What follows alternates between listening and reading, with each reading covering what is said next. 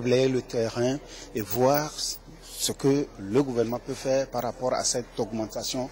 Donc nous avons eu à discuter longuement, nous avons décidé de continuer la discussion au sein du Conseil national du dialogue social pour qu'enfin on puisse voir les mesures d'accompagnement à prendre pour que le Togolais ne sente pas trop ces augmentations qui normalement doivent dépendre du prix des produits pétroliers sur le plan international.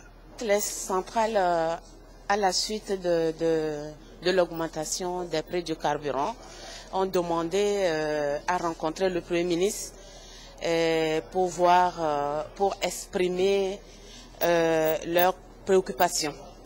Alors, ce qui en est sorti, c'est que nous avons, enfin le Premier ministre a eu à leur expliquer les causes pour lesquelles nous avons été amenés, du moins le gouvernement a été amené à augmenter les prix. Après 3 ans de blocage, pourquoi nous avons été amenés à augmenter le prix et expliquer aussi les mesures d'accompagnement qui vont accompagner cette augmentation d'ici peu. Incessamment, il y aura une réunion au niveau du CNDS pour pouvoir discuter ensemble avec les syndicats et le patronat des différentes mesures d'accompagnement qui vont suivre. Le Premier ministre qui s'est par ailleurs fait représenter cet après-midi au CHU Campus de Lomé. C'était pour une réception de matériel chirurgical, du matériel qui vient équiper encore un peu plus le bloc gynécologique du centre, et c'est un don de la société canadienne Samsung Medical Engineering. Reportage Nathalie Panigui. C'est un lot de matériel essentiellement composé de moniteurs, d'aspirateurs chirurgicaux et de lampes cialytiques que la société canadienne Samsung Medical Engineering met à la disposition du CHU Campus de Lomé pour assurer la prise en charge des urgences chirurgicales au niveau du bloc gynécologique.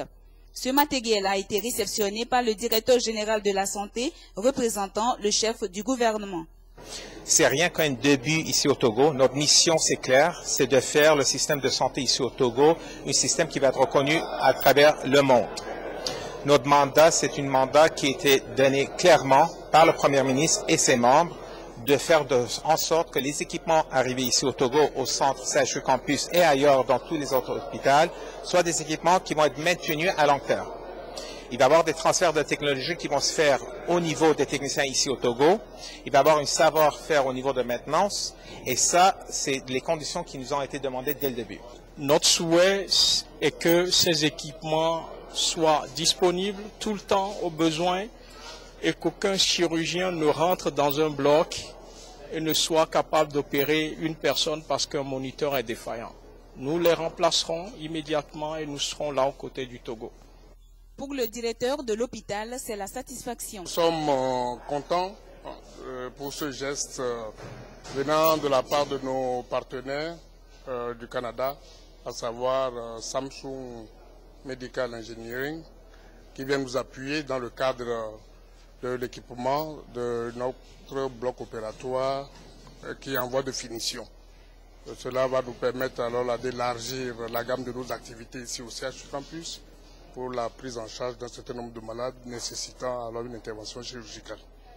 La deuxième partie du matériel est donc attendue à Lomé au mois de mars. Encore un mot de santé publique. Cette opération d'incinération a dédicopé 400 cartons de croupions de dinde ont été calcinés sur place. Ce sont des produits prohibés, donc dangereux pour la santé, interceptés samedi dernier à bord d'une fourgonnette Nancy Chana Silver Aboudou. C'est le samedi dernier que ces croupions de dinde ont été saisis par une cellule de contrôle et convoyés à la direction centrale de la police judiciaire. 400 cartons de 10 kilos au total, cette viande saisie a fini son itinéraire dans ce grand trou où elle a été calcinée. Selon les enquêtes, la consommation de ce produit aurait des impacts négatifs sur la santé de l'individu. Il contiendrait 120% de substances cancérigènes. Les produits contenus dans les croupions de dinde sont très cancérogènes et qui doivent être prohibés de la consommation de la population. Pour élever les dindonneaux, on leur injecte les hormones de croissance et ces résidus d'hormones s'accumulent dans les croupillons, ce qui est très cancérogène pour la population. Justement, c'est pour garantir la sécurité sanitaire de la population que le Togo a adopté la loi interdisant la vente, l'importation et la commercialisation de ces croupions de dinde sur son sol. Nous sommes venus procéder à la destruction et à l'incinération de ces 400 cartons de croupions de dinde. C'est des mesures que le gouvernement a prises pour interdire ou du moins éviter l'apparition ou la diffusion des maladies réputées contagieuses par suite de manipulation ou de consommation de certains produits d'élevage douteux. L'opération s'est déroulée sur le site du marché à bétail d'Adétikopé où résident beaucoup de transhumants. L'occasion pour le ministre Agadazi de l'Agriculture de les exhorter à une cohabitation paisible avec les populations autochtones pour garantir la quiétude dans la zone. Il est 20h08. L'actualité, c'est aussi, nous l'annoncions tout à l'heure en titre, l'arrivée à Lomé ce mercredi du président de l'Assemblée nationale du Bénin, Mathurin Kofi Naglo, est en visite de travail dans notre pays. Il a été accueilli cet après-midi à la frontière Togo-Bénin de Sanvikondi par son homologue togolais Damad Ramali. Les premiers propos de Mathurin Kofi Naglo au micro de Arnaud Kitifou.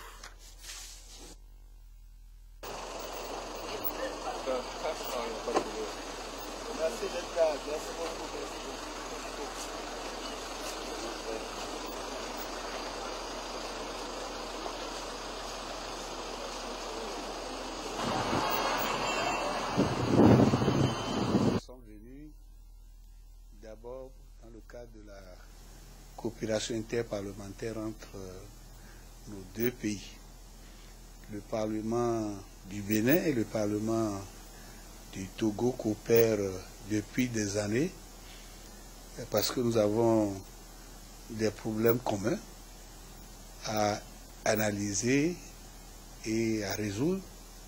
Nous avons également des objectifs communs. Donc, dans le cadre de notre coopération bilatérale, nous nous voyons régulièrement. Donc, cela nous permet de faire des échanges, d'analyser nos problèmes communs et d'envisager des solutions communes. Vous savez que nous insistons particulièrement sur la diplomatie parlementaire et c'est le lieu d'insister effectivement sur ce volet qui est devenu très important pour les institutions parlementaires. Donc c'est le premier objectif de notre visite, la coopération interparlementaire bilatérale. Nous avons un deuxième objectif que nous avons au niveau de l'espace CEDEAO, un organisme que nous appelons la conférence des présidents d'Assemblée nationale de l'Afrique de l'Ouest, qui regroupe les assemblées nationales et les sénats des 15 pays de l'espace CEDEAO. Cette institution a été relancée en septembre dernier à Abuja. Mes collègues m'ont fait l'honneur de me désigner comme président en exercice de cette institution et nous aurons l'occasion en mai prochain d'organiser une autre session de cette organisation interparlementaire ouest-africaine. Donc, il m'a été confié la tâche de reprendre attache avec mes collègues de la plupart des pays de l'espace CEDEAO. Donc, je suis venu pour voir mon frère et ami, le président Damad Ramani, pour lui faire le point des discussions que nous avons eues à Abuja. Dans ce cas, bien entendu, il y a des questions diverses que nous allons pouvoir aborder en fonction de celles qui se présentent à nous en ce moment-ci. Et devant une réunion, les deux délégations se retrouvent pour une séance de travail dans le cadre de ce séjour. Le président de l'Assemblée nationale du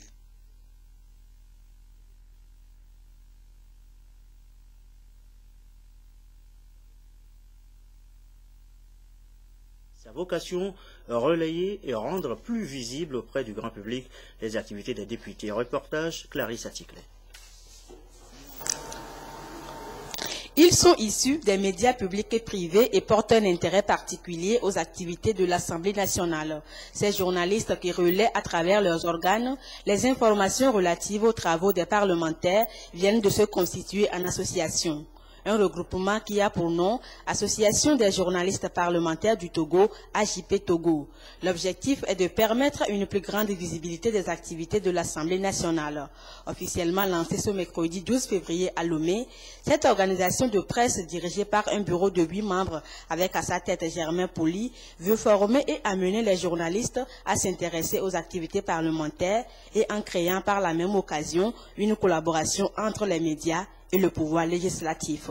Et la presse togolaise, pendant longtemps, est restée un peu en marge des activités du Parlement, alors qu'aujourd'hui, le rôle d'une Assemblée nationale dans la démocratie est plus qu'important. Et à l'occasion donc du renouvellement des élus de la nation, nous avons pensé nouer des relations de partenariat au niveau des journalistes, au niveau des organes de presse, donc avec l'Assemblée nationale.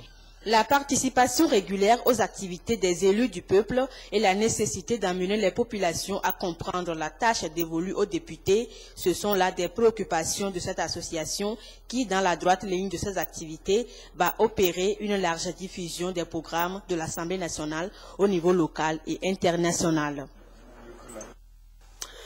Autre partenariat dont il est question dans cette édition, celui scellé ce matin entre la société Lomé Conteneur Terminal SA et l'Agence nationale pour l'emploi. La première achève dans 10 mois la construction du terminal à conteneurs au port autonome de Lomé.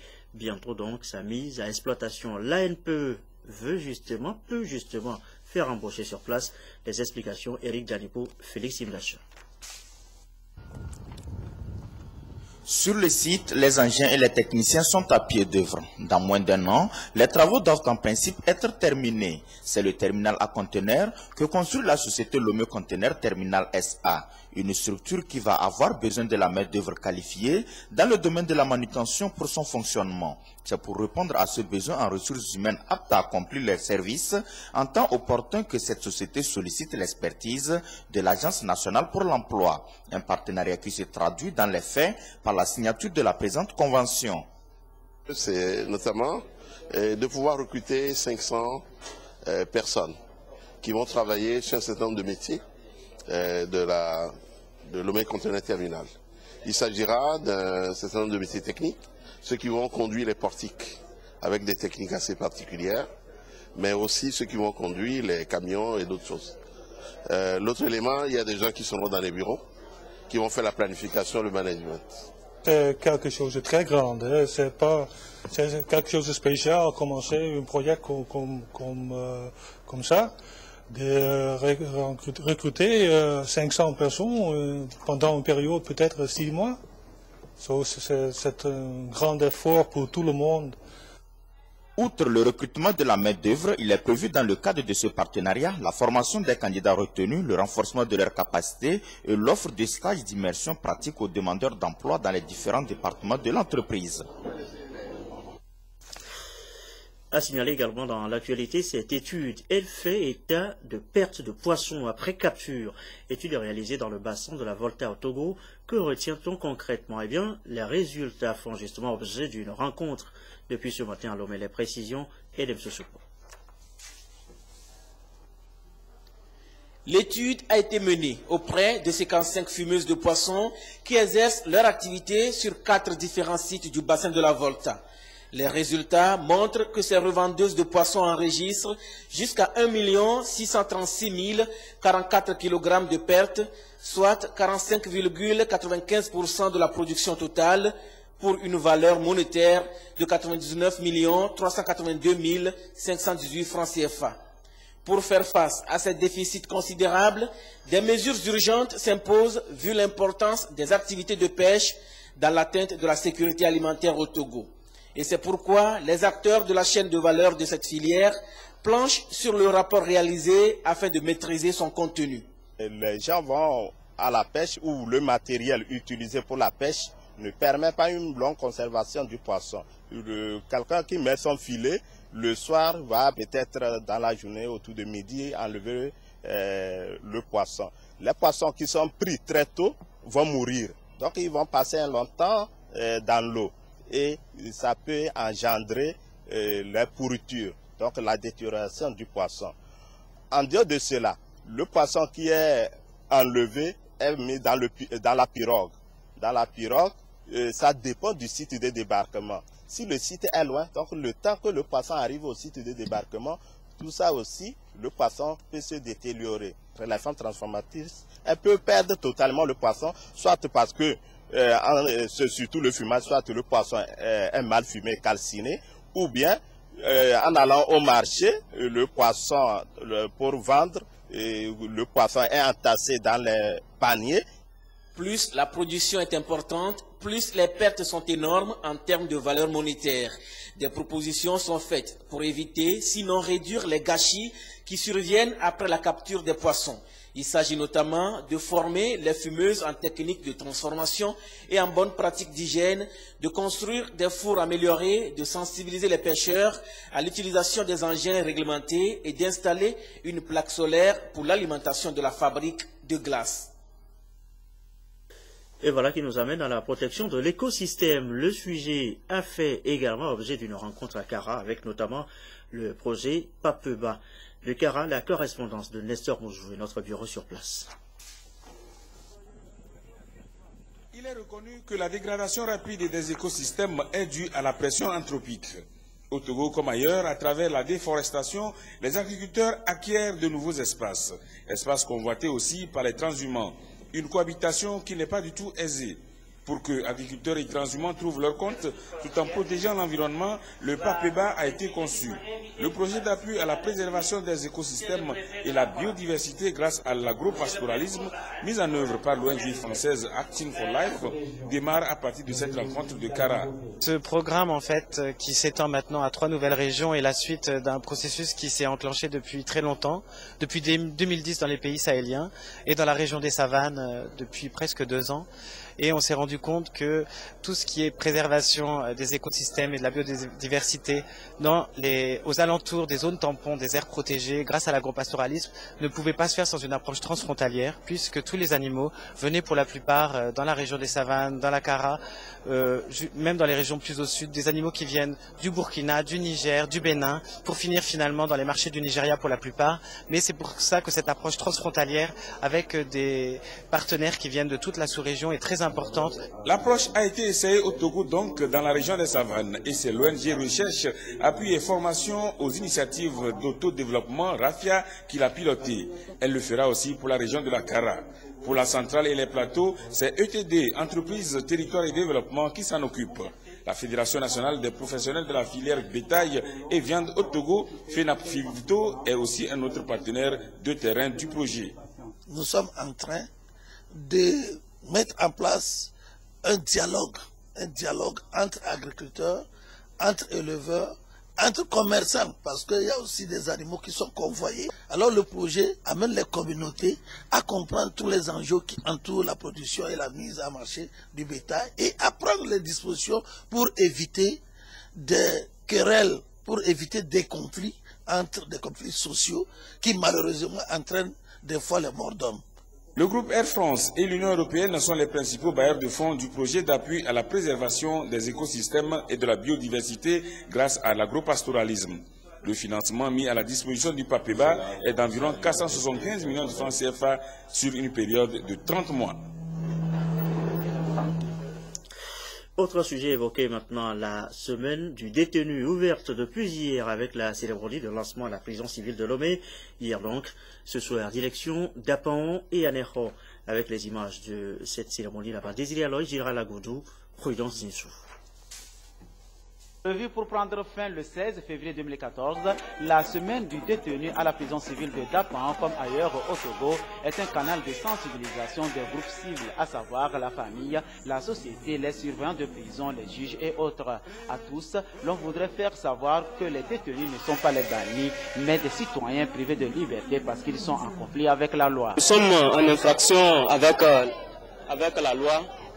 Nous vivons dans des conditions vraiment difficiles. Nous avons une infirmerie, nous n'avons pas d'infirmiers, nous n'avons pas une pharmacie.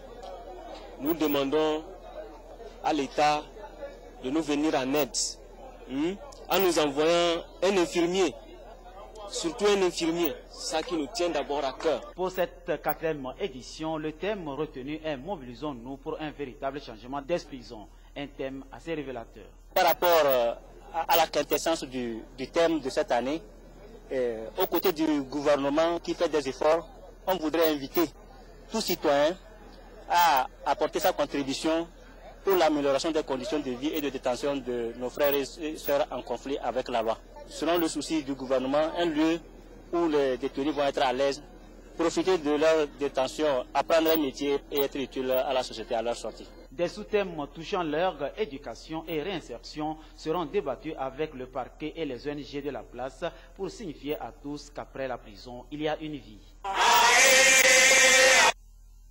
Mobilisons-nous pour un véritable changement des prisons.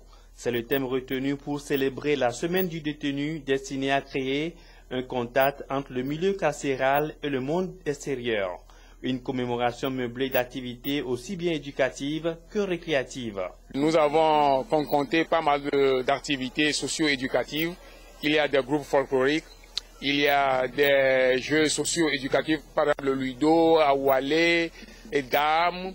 Bon, tout, c'est pour permettre aux détenus qui ont tant besoin du monde extérieur d'entrer en contact avec ce monde et dont ils sont privés étant en détention. Le représentant du ministre de la Justice chargé des relations avec les institutions de la République a rappelé au public les efforts déployés par le gouvernement pour améliorer les conditions de vie dans les milieux carcéraux au Togo. Il y a des libérations provisoires, il y a des libérations provisoires que les magistrats peuvent ménager, mais les libérations conditionnelles, c'est-à-dire concernant ceux qui sont déjà condamnés, seul le garde des Sceaux peut procéder à ces libérations.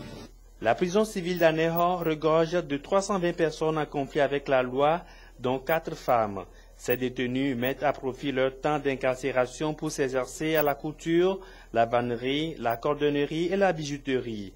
Une conférence débat est également prévue au cours de cette semaine de détenus.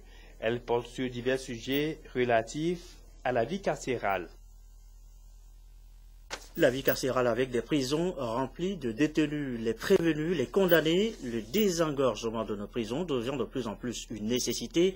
Le sujet est évoqué, des mesures sont prises ou envisagées à cet effet. Comment justement désengorger nos prisons? Nous posons encore la question ce soir. Élément de réponse dans ce dossier de la rédaction, dossier signé Marie Zacotti. Environ 2000 détenus occupent la prison civile de Lomé, prévue pour accueillir 700 personnes. Pendant que certains incarcérés purgent leur peine, d'autres attendent de passer à la barre. Chaque jour, de nouveaux pensionnaires viennent grossir l'effectif des prisons du Togo. Pour remédier à cette situation, l'Observatoire togolais des prisons fait des propositions innovantes. Si on construit une nouvelle prison, on peut donc séparer ceux qui sont en détention préventive de ceux qui sont condamnés définitivement. Et là, ça règle déjà un problème de surpopulation carcérale. Bon, en dehors de ça, il y a d'autres mesures. S'ils étaient occupés par un travail, même à apprendre un métier, et par moment, aller exercer quelque chose comme travail d'intérêt général qui peut aussi générer des revenus que nous appelons pécules. Et ces pécules permettront donc aux détenus à sa sortie de dédommager les plaignants et même l'État. Des efforts sont faits par le gouvernement pour désengorger les prisons. Le respect du délai de garde à vue, par exemple, ou l'accélération des procédures de jugement. Cependant, beaucoup reste à faire pour résoudre le problème de la surpopulation carcérale. Quand il s'agit des questions de droits de l'homme, ces partenaires quand même sont sensibles. Il y a l'Union européenne, il y a les ambassades qui sont là, qui peuvent nous aider. Il y a une semaine qui est retenue et qui est dédiée aux détenus. Donc nous, ce qu'on espère, c'est qu'à l'issue de cela, qu'il y ait une vraie politique de réinsertion sociale. Et c'est ça qui permettra aux détenus, dès sa sortie de prison, d'être utiles à notre société.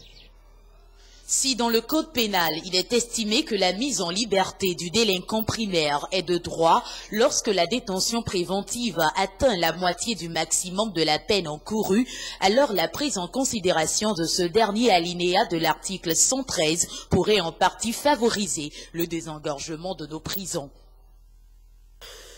Un mot de l'actualité à l'étranger en bref et en images. Cette catastrophe aérienne dans l'est de l'Algérie. Nous l'évoquions en début de journal avec le message du chef de l'État. Le crash d'un avion militaire a fait 103 morts mardi, dont 4 femmes et 4 hommes d'équipage. Un survivant souffrant d'un traumatisme crânien a été découvert par la protection civile. L'avion ramenait des militaires et leurs familles de Tamnarasek à Constantine. L'appareil, un Hercule C-130, s'est écrasé alors qu'il survolait le mont Fantin. Les mauvaises conditions de météo seraient à l'origine de l'accident. Un deuil national de 3 jours a été décrété en Algérie. Cela dit, retour à l'actualité nationale. L'a signalé ce don de la Convention des Femmes Unies à Atakpamé, des vivres et non-vivres pour apporter un peu de sourire aux bénéficiaires. La correspondance à Atakpamé de Yves Agbevivi. 30 pains de savon, 30 boîtes de lait pique, 45 sachets de biscuits, 30 paquets de sucre et un sac de riz de 25 kg. Voilà l'essentiel du don offert aux malades démunis de la pédiatrie du CHR d'Atakpamé. Une œuvre de bienfaisance faite par la Convention des femmes pour unir, CFU, et dans le cadre de la célébration de la Journée mondiale des malades, célébrée ce 11 février 2014 à Atakpamé. Le pape Jean-Paul II, en 1992, a consacré cette journée du 11. Et donc, depuis le 11 février, nous faisons la journée des malades. La Convention des femmes pour unir a pensé que ce jour, elle pouvait consacrer ses actions pour la distribution de petits kits aux enfants malades, surtout les enfants nécessiteux. Et nous avons choisi le CHR d'Atakpamé pour venir faire le geste. Notre esprit, c'est d'aider les enfants. C'est de rester dans les actions politiques du chef de l'État qui pense au mieux-être de sa population, qui pense au développement de sa population, qui pense à l'union, à la réconciliation de tous les fils et filles du Togo. Cette œuvre a été saluée aussi bien par des autorités du CHR, porte-parole des bénéficiaires, que par le point focal de l'Union pour la République, UNIR. Un rendez-vous sur notre antenne ce soir dans le journal de l'économie à 21h30. Vous suivrez comme thème central la problématique des infrastructures dans le développement de l'Afrique et le rapport 2013 de la conférence des Nations Unies pour le commerce et le développement sur les pays les moins avancés. Rapport titré « Une croissance créatrice d'emplois pour un développement durable et équitable ». Ce sera avec Mathias Touglou à 21h30 donc. Fin de cette édition, sachez donc que le président de l'Assemblée nationale du Bénin est arrivé à Lomé cet après-midi, accueilli à la frontière par son homologue Daman Dramani, avec qui il a eu les premiers entretiens. Une séance de travail réunit demain les deux délégations. Plusieurs activités sont au menu de ce séjour. La météo, Cléo, Sabine, Poco, juste après ce journal pour les prévisions. Merci à vous qui nous suivez ce soir à Brazzaville, au Congo, sur la télévision togolaise et comme d'habitude, toujours fidèlement. Excellente fin de soirée chez vous.